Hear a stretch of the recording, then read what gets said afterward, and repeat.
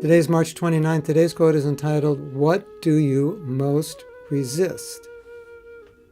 What faults of yours do you have the most resistance to dealing with? So today's quote is very similar to yesterday's quote. Resistance. Resistance means there's a problem. Either we suppress it, we deny it, we run from it, we make believe we don't have it, we make believe other people have the problem, not us. In some way, we resist dealing with it.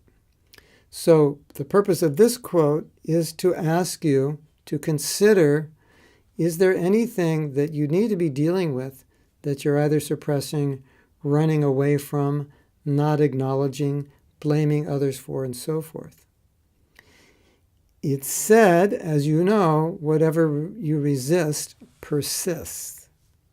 But perhaps even more importantly, there's another saying, whatever you resist is the signal of what you need to work on, because there's a tendency to resist the most troublesome aspects of our being.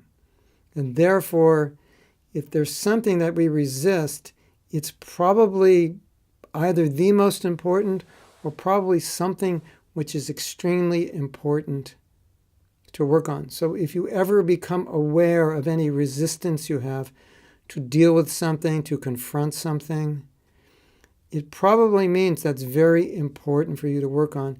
And resistances can come up in many ways. They come up in relationships, a resistance to work on a relationship or to work on a specific aspect of a relationship.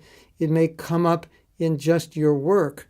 You are a procrastinator, or you are this or that, and so you resist doing what you have to do, what's most what you resist doing, which is most important. You put it off. You have difficult time working on things that aren't pleasing, like that. So that can be an example of resistance. And obviously, there are many anarthas we have, and resistances to either acknowledge them or work on them. And resistances perhaps to admit mistakes. So there may be so many things that we resist in our lives. Resistance to accept certain responsibilities.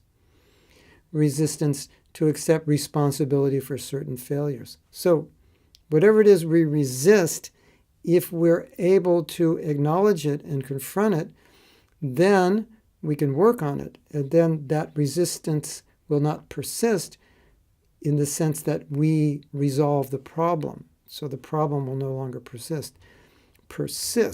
But if we resist, it persists in the sense that we're not working on it. Like you could look at it like a problem with your body. You have an ache or a pain.